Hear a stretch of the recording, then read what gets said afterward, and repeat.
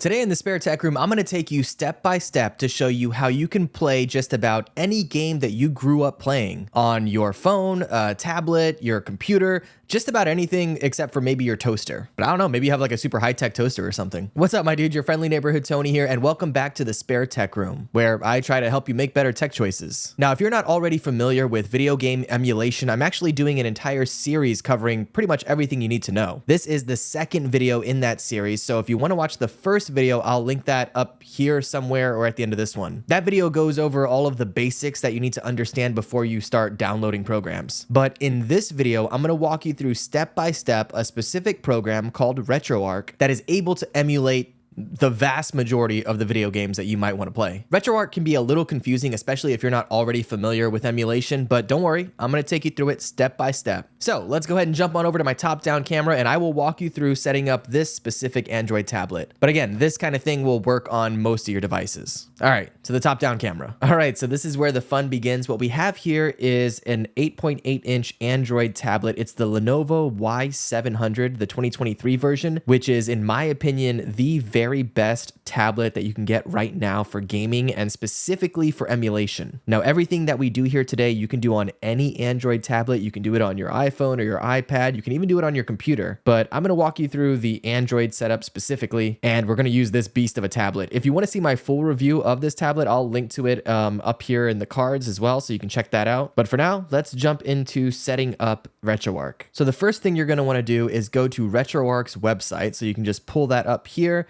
Type in Retroarch, I've already done that, and their website is retroarch.com. So we'll go there, and once their page loads up, you'll just scroll down a little bit to see downloads, which is right over here. You may have to close an ad unless you have an ad blocker or a pop-up blocker on your browser. But once you do that, you'll scroll down a bit, and all the way down here, you're gonna see a bunch of different options for downloading Retroarch. There's Windows, there's Apple, there's Android, there's Raspberry Pi, there's Linux. But what we're looking for here in this particular case is the Android section, which is over here on the right-hand side. And we have the option to download it from any of the available app stores.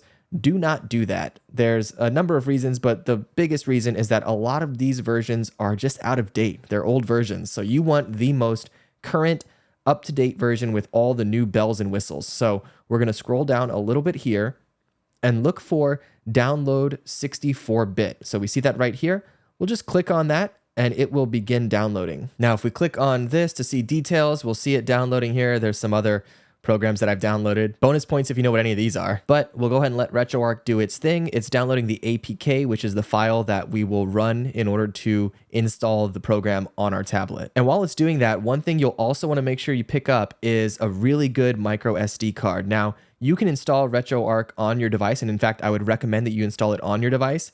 But when it comes to actually having all of the games that you want to play, you want to put those on a really solid micro SD card. I personally have a 1 terabyte SD card, which might be a little overkill unless you're playing things like PlayStation 2, GameCube, Nintendo Switch. But the one that I normally recommend is around 512 gigs. I'll link to some of my favorite micro SD cards in the description box below if you want to check those out. It's not the end of the world if you don't get the very best micro SD card, but you certainly want to make sure that you're at least getting it from a reputable company. The last thing you want is to download a ton of different games and then just have them get completely lost because your SD card crashed out. So again, I'll link to some of my favorites in the description box below. But as you can see here, Retroarch has downloaded. So we're going to go ahead and just click on that to run it. And we're going to get a few prompts here. The first one here is just asking if we want to directly install that on our device, which of course we do. Then you might get some permissions here. I'm going to go ahead and tell it to trust Retroarch. I know this application and there's nothing sketchy here. So I'm going to go ahead and trust that and click install. Now, another prompt that we're getting here is that Google Play doesn't have this as a protected app. So we'll have to go ahead and click more details here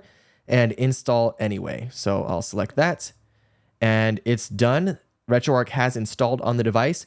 Now we can open it from here or just click done. I'll click done so that way you can see what it looks like on your home screen. So we'll back out of this, and over here, you're going to see Retroarch. I believe the full thing says ARC64 or something like that. But this is the Retroarch application that we're going to open up and set up. So let's dive in. We'll select Retroarch here. It's going to go ahead and configure some files. and kind of set up the menu to fit your screen. Now, as I mentioned before, Retroarch can be pretty confusing if you're not already familiar with emulation and specifically familiar with this program. There are a ton of menus and submenus and tabs and all kinds of things. So I'm just going to walk you through getting it set up for pretty much all your basic emulation needs. So the first thing I like to do here is we're in this home tab. There's also a settings tab and then another tab here that is where a lot of times you'll launch your games. For now though, from this home tab, we want to go down to the online updater. So I'm just going to click on that. And from here, the first thing I like to do is update all of the different assets that are in Retroarch. Now, a lot of times if you've downloaded this and you have the latest version, it's going to have everything that you need. But just to be safe, we want to make sure that we're not missing anything important. So I'm going to go ahead and scroll down here and we'll look for all of these update options. So we have core info files, assets, controller profiles, cheats, which is a lot of fun. You can get all different kinds of cheat codes for all the games that you want to play, databases, overlays, and shaders. And these are to make your games look maybe more authentic, to putting in like CRT shaders and things like that. There's so much that you can do with Retroarch. But for now, let's go ahead and just update all of these. We want to make sure that everything is up to date. So we'll select each one. It will download it, install it, extract it, all that fun stuff. Now, I will tell you, you want to kind of take this one at a time. If you start downloading and unzipping and installing things all at once, it can cause some issues. So we'll just take our time with this, go through it one by one. I'll also tell you that the cheats download takes a long time. There are a ton of cheats for pretty much every single game you can think of. So this is going to take a long time to unzip and extract.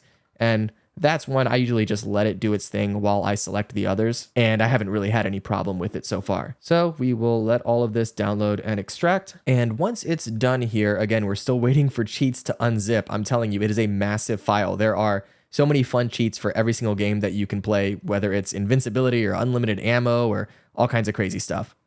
But once that's done, we are going to save our current configuration. Now, anytime you make a change in Retroarch in the menus, it doesn't automatically save that right away. So you want to go in and make sure that you're saving everything you do. The last thing you want is to run into an issue where you've made all these updates and changes and improvements, and then you forget to save it, you close down Retroarch, and you have to do it all over again. So as soon as this is done extracting cheats, I'm going to show you how to save your current configuration. Okay, and now that that's done, we're going to go ahead and go back and scroll down to configuration file, select that, and save current configuration. So that's going to override the configuration file that you currently have saved in Retroarch with all your updates and changes. And now that we have that, we're going to go back and we're going to start downloading what are called cores. Now, cores is just Retroarch's way of saying emulators, and these are the actual programs within Retroarch that will play all of the different games that you download. Retroarch really is more of a front-end system, and if you're not familiar, if you haven't watched the first video in this series, a front-end system is something that collects all of your emulators and ROMs together. So now we have to actually download those emulators. So we went back, we're gonna scroll up here and go to Online Updater. And this is, of course, where we went to update all of those other bits and pieces of Retroarch. But now what we're gonna do is click on Core Downloader. We'll click on that, and it's fetching a core list, which has every single emulator that Retroarch has, and there are a ton of them. So you can scroll through this list, install all these different cores, try them all out for whatever consoles that you want to emulate. But for the sake of time, and since this is going to be my device, I'm going to go ahead and install the cores that I want to play personally. So we'll go ahead and scroll down here, and you're going to see all the different consoles listed. There's arcade stuff, there's Nintendo, PlayStation, Sega, all kinds of fun stuff. I'm not personally a big Atari fan, so we're going to skip all of that and really make our way down to the Nintendo. Now that we've gotten down to Nintendo, the first Nintendo system you're going to notice here is the 3DS. And this is where I'm going to tell you to do, or rather not do, some specific things. And one of those things is, do not use the 3DS emulator that's in Retroarch. Will it work?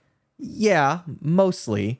But is it the best way to play 3DS games? No, absolutely not. For some of these systems, specifically the higher end systems, the ones that are newer and require more power to run, you want to install a very specific what's called standalone emulator. And I'm going to do different videos for every single one of those emulators. So if you want to see all of that, make sure you subscribe. But for now, we will skip 3DS. We're not going to run 3DS games on Retroarch. I will install one of these Nintendo DS emulators though, even though I do prefer the standalone DS emulator, but it can't hurt to have this. Now, all of these are already downloaded on your device. We're just activating them basically. So you can go ahead and install all of these if you want to. It's not going to make a difference as far as space is concerned. So I will select the Melon DS emulator, not to be confused with the Melon DS emulator. They are different. Then we'll scroll down a bit, and for Game Boy and Game Boy Color, Gambate is definitely the go-to. Scroll down a bit more. For Game Boy Advance, MGBA is really good. GPSP is also good, but this one just seems to be preferred by most people. Scroll down a bit more. GameCube and Wii, we're not going to install this version. This one is going to be another standalone emulator that we install later. For the original NES, you can't really go wrong with either of these three, FC, EU, Messin, or Nestopia.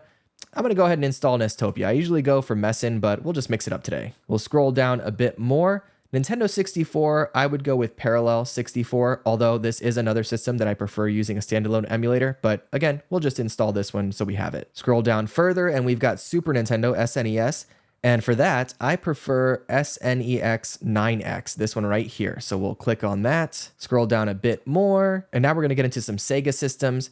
The Retroarch Flycast core is pretty decent. I do tend to use the standalone version as well. I just seem to have more consistency with that, but you can use the Flycast core in Retroarch if you'd like to. Then we go down to Genesis Plus GX, and this is going to work for a number of Sega systems. There's the Master System, Game Gear, Mega Drive, aka Genesis, and Sega CD. So we'll install that. Pico Drive is good for 32X games. We'll scroll down a bit more. For Saturn, I like Yaba Sanshiro. There's also a standalone version of that, which you might want to try, but we'll just install Yaba Sanshiro, the core, for now. Then we'll scroll down a bit more, and we have PlayStation. And for PlayStation 1, Swan Station's pretty good, so we'll use that. And then, of course, there's PPSSPP for PlayStation Portable.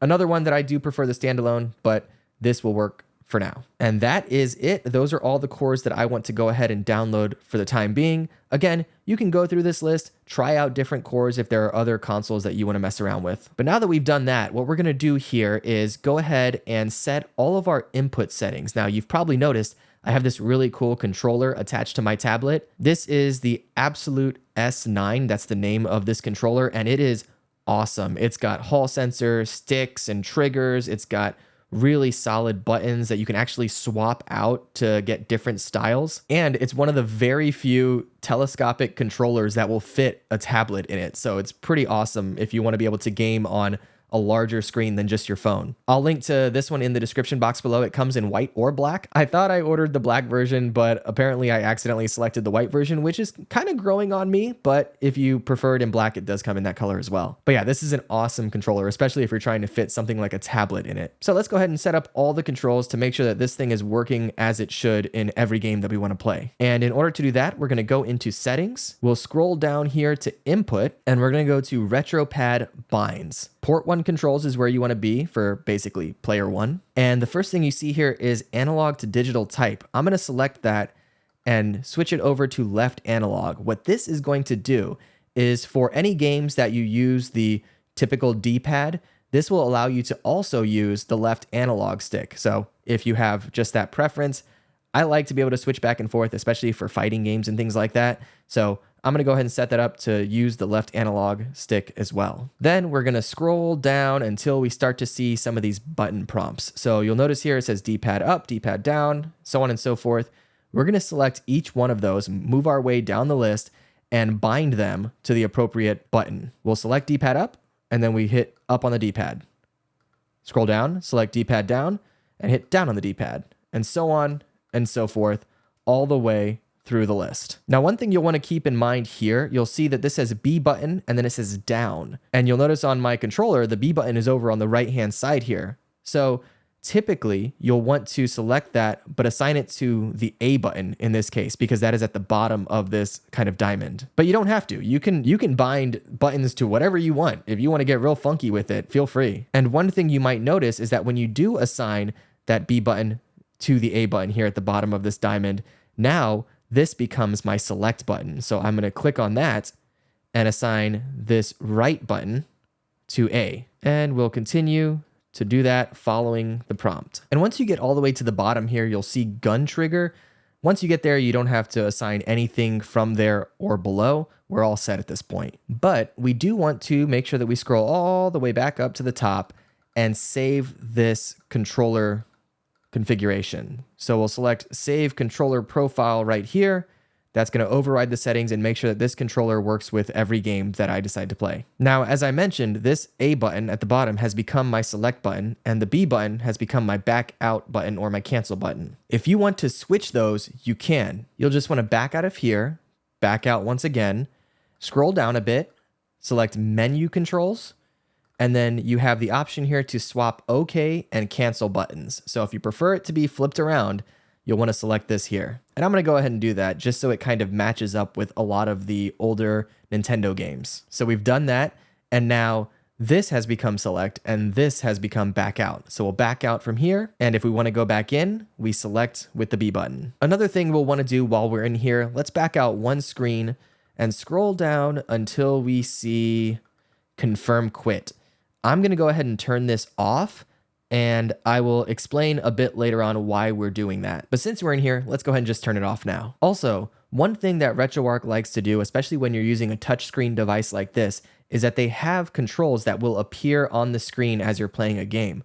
But since we have a controller attached to it, we don't need those on-screen controls. So we're going to go ahead and turn those off anytime a controller is attached. So to do that, we'll back out from here, scroll up to User Interface, scroll down to On-Screen Overlay, and then scroll down until we see Hide Overlay when controller is connected, and we'll turn that on. So now whenever we have a controller connected to our device, we're not going to see those buttons appearing on the screen, but when we remove the controller, those buttons will show, so that way you can still play on the screen if you don't have a controller connected to it. The next thing we want to do, now that we have our controller all set up and the buttons all configured, is we want to set what are called hotkeys. Now, a hotkey is kind of like a shortcut that you can set on your controller to do different things, whether that's save the game or load the game, fast forward the game, access an internal menu, all kinds of fun stuff that you can do with hotkeys. So I'm going to show you how to set that up right now. We're going to back out from here, back out again, and go back to input.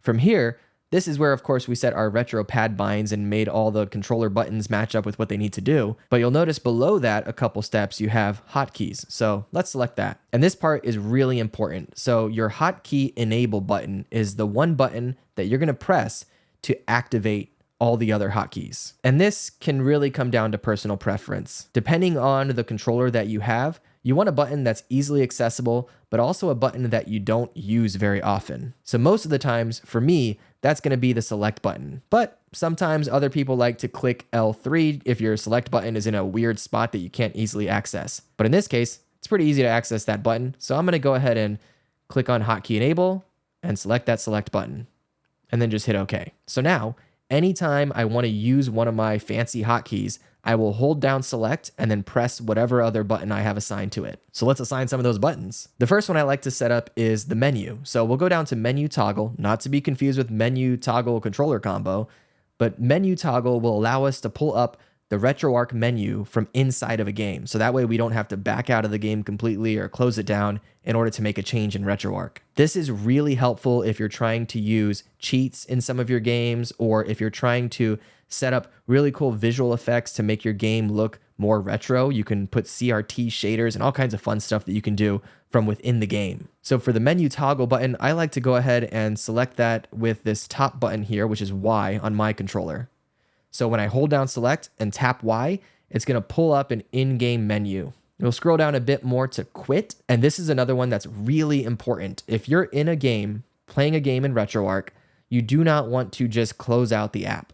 You want to specifically quit the game, because this allows you to save your current configuration and all of that stuff. If you don't do it, it can corrupt the file and ruin the game that you're playing. So very important, whenever you're done playing, you want to make sure that you do this combo of buttons. So for that, I'm going to set the quit button to start. So now when I hold select and tap start, it's going to close down Retroarch. It's going to save all of my data, and close out so that way I can jump back in later on. We'll scroll down a bit more. This is a fun one. This is fast forward. So if you're ever playing like an RPG that has a whole bunch of dialogue, or if you're grinding in Pokemon and you want to be able to speed it up, you can fast forward the game and make it run at way faster than it was intended to run. And for that, I'm going to go ahead and assign that to the right trigger button. So I'll tap that. So now when I hold down select and the right trigger, it'll start fast forwarding. And then when I do it again, it'll stop fast forwarding. Scroll down a bit more. We could set rewind as well if you want to. So I'm going to go ahead and assign that to the left trigger. Scroll down a bit more. This one's really fun. Load state and save state allows you to save your game wherever you are. If you remember back in the day on the original Nintendo and some of these older systems, you couldn't save your game. If you turned off the system, you just had to start over next time. But in this case, you can save your state and load that save state whenever you want to play again. So I'm going to go ahead and set my load state to the right bumper and my save state to the left bumper. Now, I know a lot of people like to do that the other way around, but in my brain, it just makes sense that I'm moving forward or loading the game with right and saving the game with left. I don't know why, but we'll scroll down a bit more here. And there's one more that I want to set up, which I believe is towards the bottom, and that is, wait for it, show FPS. This one's fun, and I'm going to assign this to the B button here on the right-hand side. So if you're in a game, you can go ahead and pull up the frames per second to see how well that game is running. Most of the games that you run in Retroarch are going to be fine. They're going to run at full speed, but if you have a tablet or a phone or a device that isn't as powerful, you might have some issues there and you may have to make some changes. Or if you apply a bunch of shaders, it might slow the game down. So this is just a fun one to be able to turn on and off periodically. And that's it for me. Those are all the hotkeys that I personally like to use. Again, you can scroll through this list and see all the other fun things that you can do in Retroarch if there are any additional ones that you want to set up. Now, I showed you how you can save and load your state. Another thing you can do in Retroarch is have it automatically save and load your state so you don't have to remember to do it. And I'm going to show you how to do that. I will say that this is a feature that you don't always want to use. This is kind of a personal preference thing, because if the game automatically saves your state and you didn't want it to save that, then you have to go and override that save state. So it can be a bit of a hassle. But in order to do that, we're going to go ahead and go over to settings. We're going to scroll all the way down here to saving and scroll down a bit more until you see auto save state and auto load state. And if you want to set up automatic save and load states so that whenever you close out of Retroarch, it will relaunch you right back where you were, you will want to go ahead and turn both of these on. I trust myself to remember to save the game whenever I do close out of Retroarch, so I'm going to leave them unchecked, but if that's something that you want, totally check them. Another thing that you can do in Retroarch, which is a lot of fun, is retro achievements. Now, if you've played on Xbox or PlayStation from the PS3 and Xbox 360 generation onward, you're familiar with achievements, but with a lot of these older retro games, they didn't come with built-in achievements. So there's a website called Retro Achievements, I'll throw it up on the screen here, where you can sign up for a free account, and then when you're playing these older games, you'll be able to unlock achievements. So it kind of gives you a fun new way to play certain games, or just little missions to go on while you're playing these games that you grew up with. So if you go to Retro Achievements website, create an account, you can then go back in here and sign into that account. That is going to be under settings, and you'll scroll all the way down here to achievements, and you'll turn this on, then enter your username here and your password here. One thing you want to make sure though is whenever you set this up, make sure you come down here and turn off hardcore mode. If you leave hardcore mode on, then you won't be able to use your save states and your load states. You won't be able to fast forward. You won't be able to use any cheats, or at least you won't be able to use them and still unlock achievements. So I turn hardcore mode off because I am a filthy casual and I don't want to make it any more difficult than it needs to be. Now, the second to last thing that you'll want to do in Retroarch involves your BIOS files. And if you don't know what BIOS files are, you need to go back and watch that first video in this series. But if you followed that video and you put all of your games, your ROMs, and your BIOS files on an SD card, you want to make sure you put that SD card in this device, and then we're going to select where Retroarch goes to access those BIOS files. This is very important, especially for consoles like PlayStation 1 or Dreamcast that require BIOS files to run. So for that, we're going to go back into settings. We're going to scroll down to directory, select that, and then you'll see System BIOS is the first thing listed here, and it's going to show you where Retroarch keeps your BIOS files, or rather where it's looking for your BIOS files at this time. But if you want to change that to the folder that you've created on your SD card, you'll just select that, And then you can go to the parent directory, look for your SD card on here, just back out until you see it.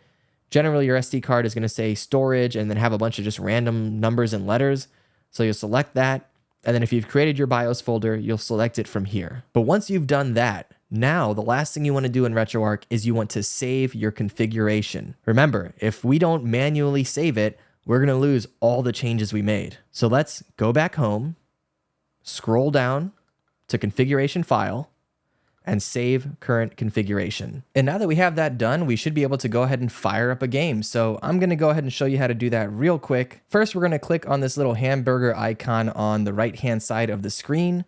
We'll select that and we can import content. Here, we're gonna wanna scan a directory, then go to our SD card, go down to our ROMs folder and select the ROM folder that we wanna scan. I'm gonna go with probably NES. So we'll select the NES folder, say scan this directory. It's going to scan all the games that I have in that folder, which is a lot. Then once that's done, we'll be able to go back to that hamburger icon, scroll down, and we'll see Nintendo Entertainment System. So if we select that, we have all the games that I have installed on this SD card.